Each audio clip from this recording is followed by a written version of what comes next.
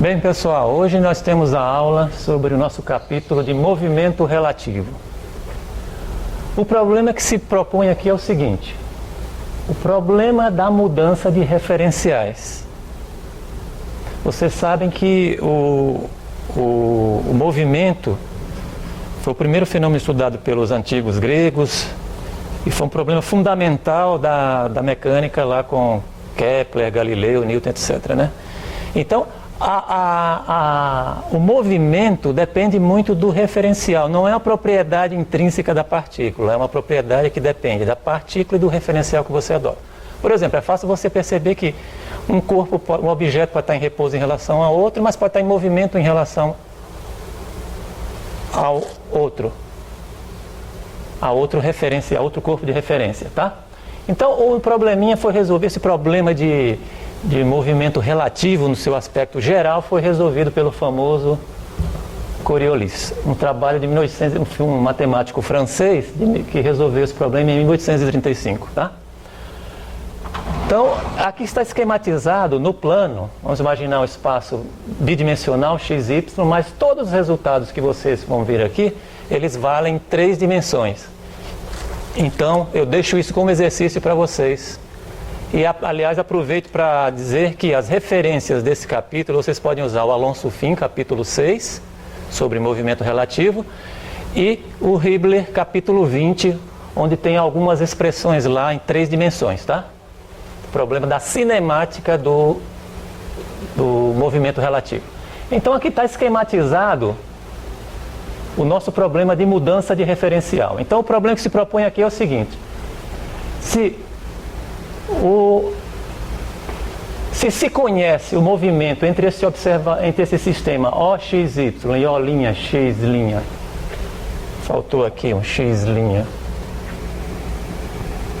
aqui um Y', se o movimento relativo dos dois é conhecido, como é que se relacionam as medições de posição num referencial que nós vamos chamar de inercial ou fixo ou absoluto, depende do livro, tá?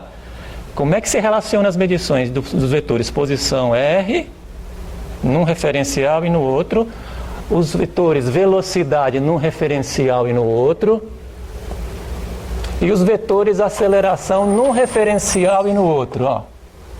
Como é que se relacionam as medições dessas duas grandezas? Como é que os dois observadores medem? Então, aqui é importante ter em mente essa história do que é um observador e do que é um referencial, tá? Então, um referencial em mecânica normalmente é um corpo rígido, tá? Onde você atrela os eixos coordenados cartesianos, tá? E o observador é simplesmente um protocolo para efetuar medições. Cada observador utiliza a sua régua e seu relógio e efetua medições. No caso da mecânica, medições de posição, velocidade e aceleração, tá? Então vamos lá. Pela figurinha, vocês estão vendo que nós temos chamado referencial inercial, OXY, com os vetores unitários, a orientação espacial. Temos o referencial chamado não inercial, aqui são os respectivos vetores unitários, O', X', Y' é o referencial. E vamos supor que esse referencial ele está transladando, que é denotado por esse vetor R, e é medido pela posição de um ponto fixo no referencial móvel, tá? E vamos supor também que ele está girando. Isso significa que esse vetor, o X', esse eixo definido por o X', ele está girando em relação a essa direção fixa, aqui, o X. Então está girando com uma certa velocidade angular ômega, que é igual a φ ponto, onde o ponto é a derivada temporal. Está escrito aqui, ó. Então, esse observador mede essa velocidade angular desse sistema de referência. Então, como é que esses observadores relacionam as medições de posição? Pela figurinha dá para ver, ó. Esse vetor R aqui é igual a esse R grande mais esse R'. É assim que cada um relaciona suas medidas de posição, tá? Esse aqui não tem muito mistério. É direto da figurinha. Agora vamos calcular como é que cada observador, o inercial e o não inercial, medem as velocidades, tá? Então, para isso, vamos efetuar uma derivada temporal aqui nessa expressão, ó. Aqui tem que tomar cuidado com a parte técnica, por isso que eu vou demorar um pouquinho mais para deduzir a velocidade e depois, para a aceleração, o raciocínio se repete. Então eu vou tomar um pouquinho mais de tempo para deduzir a expressão da velocidade. Como é que os dois observadores relacionam essas medições. Então veja só. Vou derivar essa relação aqui em relação ao tempo. Como é que esse observador fixo aqui efetua essa derivada temporal dessa expressão? Então está aqui. Vamos para a próxima etapa. Então a derivada temporal, o derivado do lado esquerdo, derivado do lado direito. A derivada da soma, a soma das derivadas. Então está aqui. Tá? Vamos então prestar atenção aqui agora o seguinte. Essa derivada temporal é feita pelo observador fixo, ou inercial. Então você vê que esse observador inercial, ele escreve esse vetor R de posição do ponto P. Isso que eu esqueci de mencionar. Então essas posições, a velocidade e acelerações são as medições de posição, velocidade e aceleração desse ponto P aqui, tá? Então, por enquanto, vamos calcular as relações cinemáticas para as medições de R, V e A. Depois passaremos para a dinâmica quando introduzirmos a massa lá. Aí vamos colocar uma massinha nesse ponto e vai virar a dinâmica. Tá? Retornando aqui. Então, esse observador inercial, ele escreve o seu vetor posição em termos de suas coordenadas x, y, dessa forma aqui. Isso nós já vimos.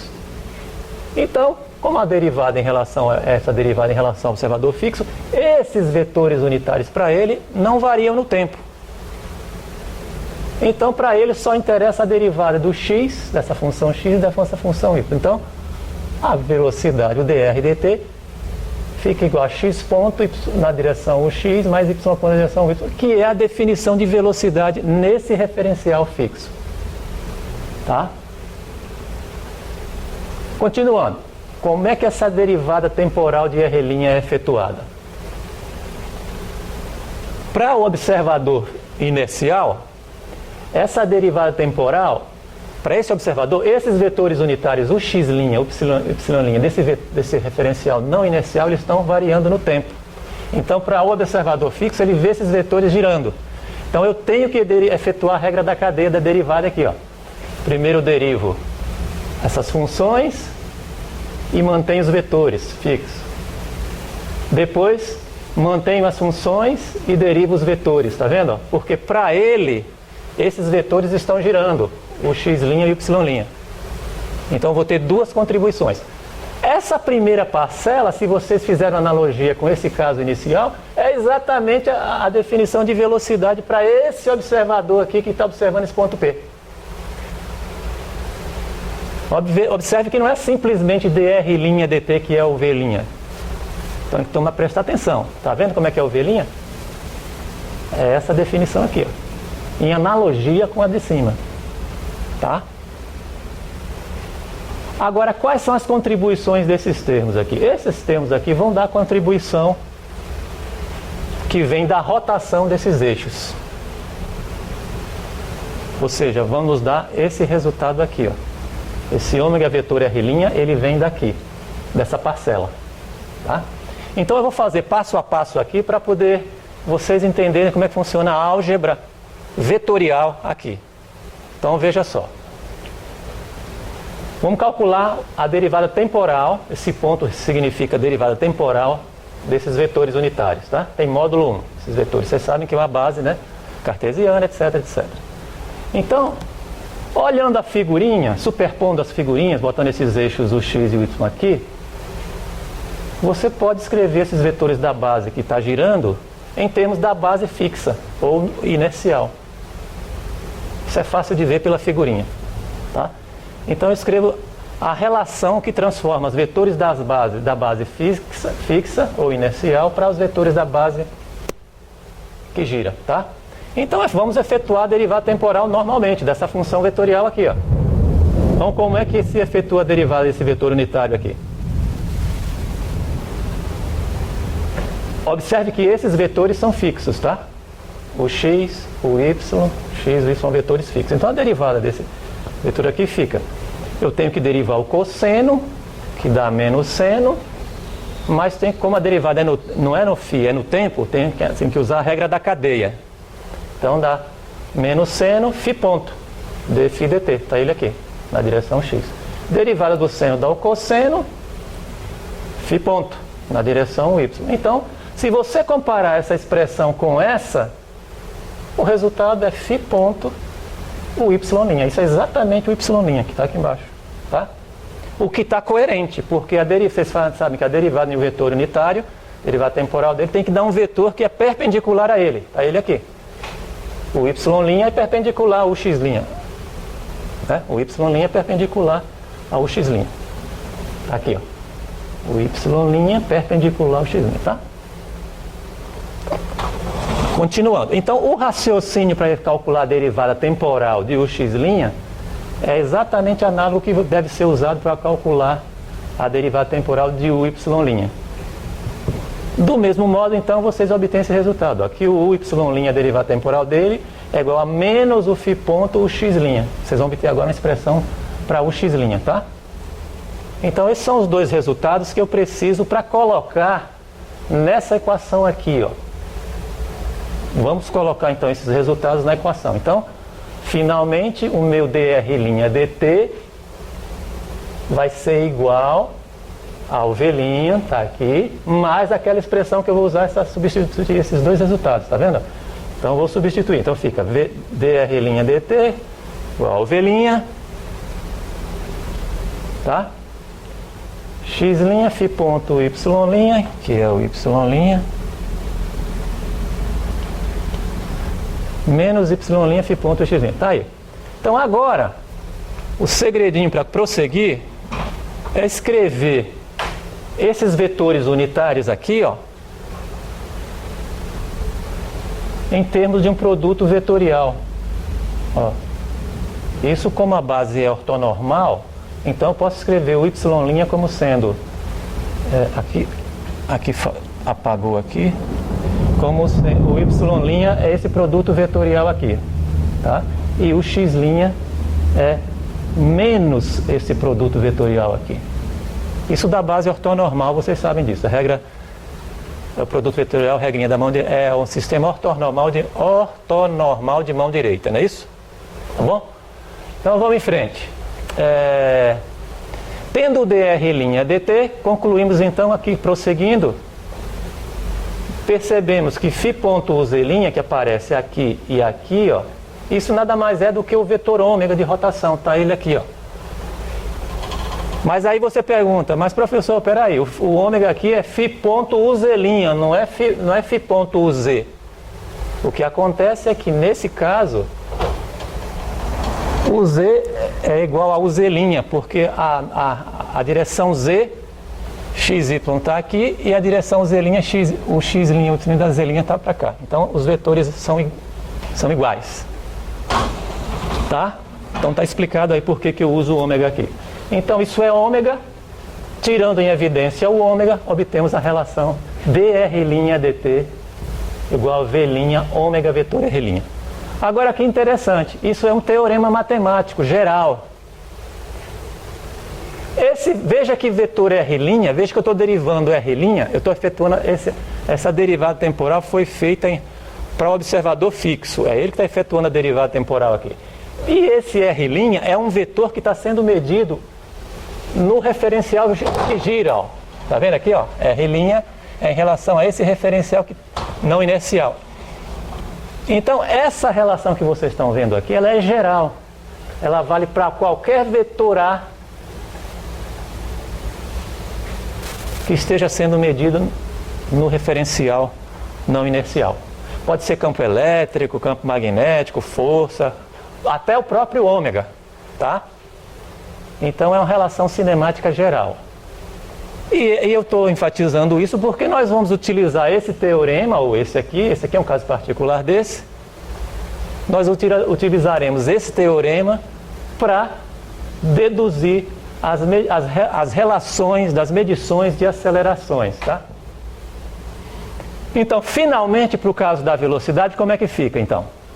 Cadê a expressão geral? Está lá em cima, ó. A expressão geral está aqui, ó. É isso que eu quero, ó. O DRT já vimos que é o V, é a velocidade medida no referencial inercial. O dr'/dt é dada por essa expressão, que envolve a velocidade medida do ponto P medida no referencial não inercial, mais uma parcela devido à rotação do referencial não inercial. Tá? Então, esse dr grande dt, vamos batizá-lo de V grande, que é a velocidade com que esse ponto fixo no referencial não inercial caminha, se desloca. Tá? Então, finalmente, a nossa relação de medições de velocidades é dada por essa relação. Onde esse V grande aqui, estilizado aqui, ó, é o dr grande dt. É esse aqui. Tá? Então, aqui está a expressão fantástica aí do Coriolis para relacionar as medições de velocidades nos referenciais inerciais e não inerciais. Tá?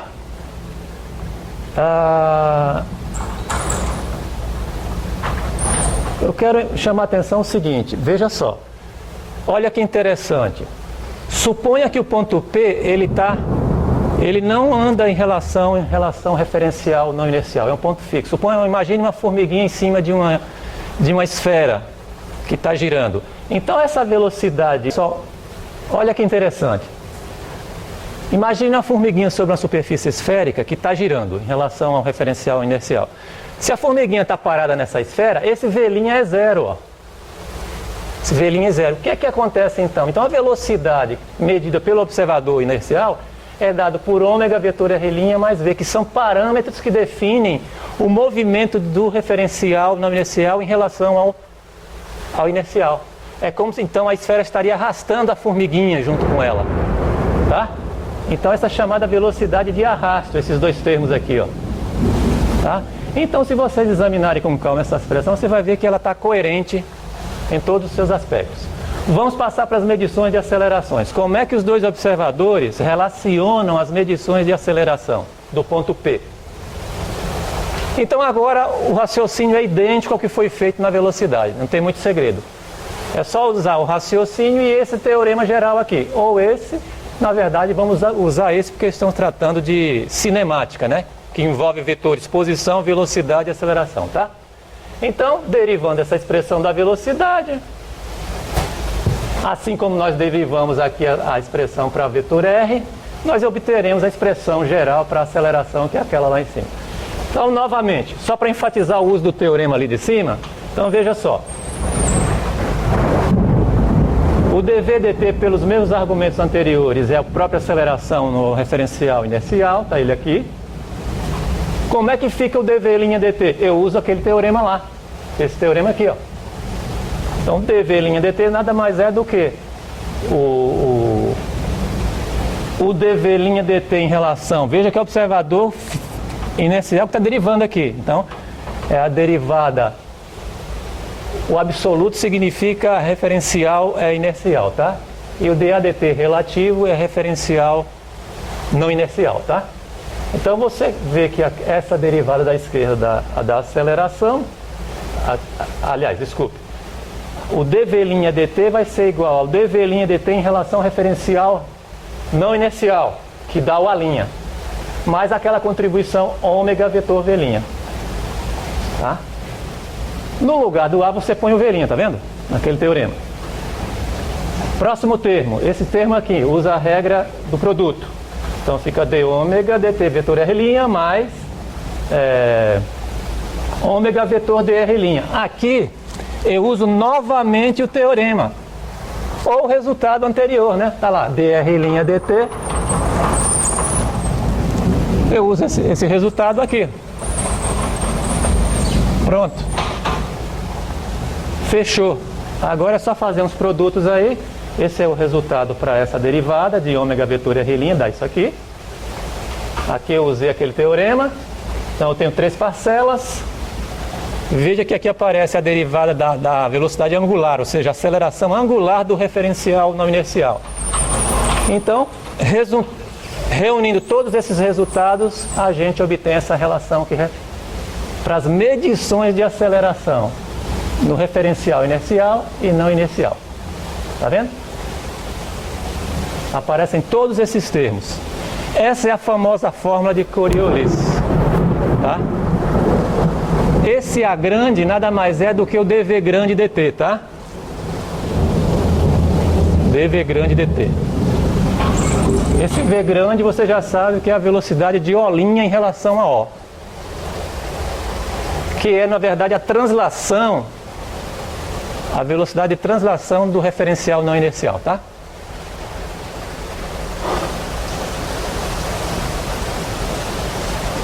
Essa é a famosa fórmula de Coriolis. É a relação cinemática, tá? Então observe o seguinte, ó. Se a formiguinha está parada em relação à esfera que eu falei, o exemplo que eu dei em relação à esfera que está girando,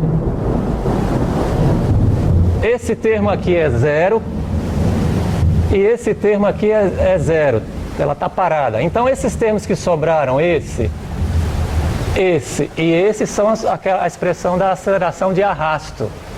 É a aceleração com que a esfera girando arrasta a formiguinha que está parada, tá? Então essa é a interpretação. Esses outros termos que aparecem aqui são as acelerações. Ou melhor, eu vou discutir isso aqui na parte de equação de movimento do ponto material P em relação ao referencial não inercial. Ou seja, como é que fica a segunda lei de Newton de movimento para o observador que está observando o movimento do ponto P, só que o ponto P agora tem massa. Ponto material agora. Ponto P tem massa. Como é que fica a segunda lei de Newton? A segunda lei de movimento, do movimento de Newton. Então basta multiplicar pela massa essa aceleração.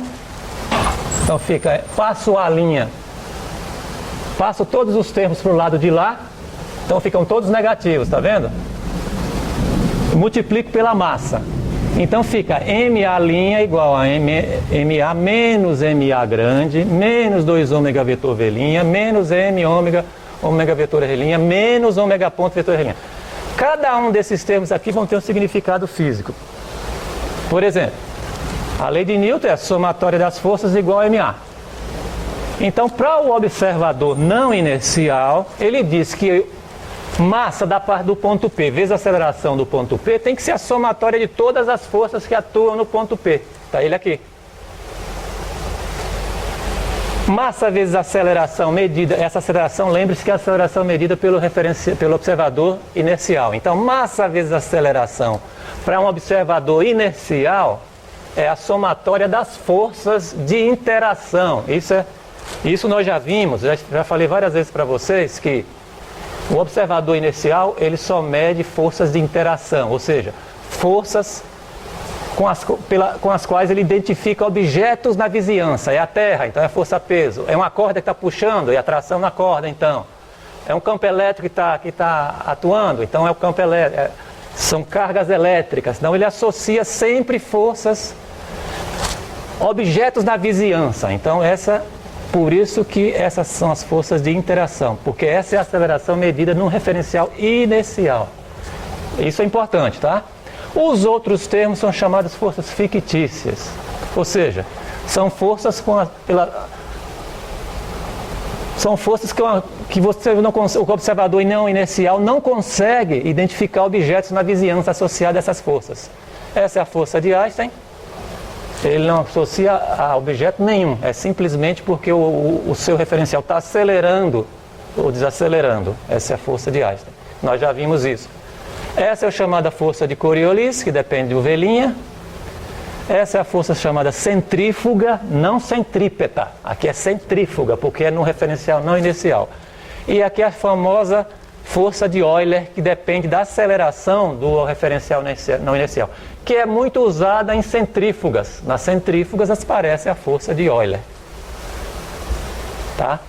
Então essa é a relação fundamental da dinâmica para um observador não inercial.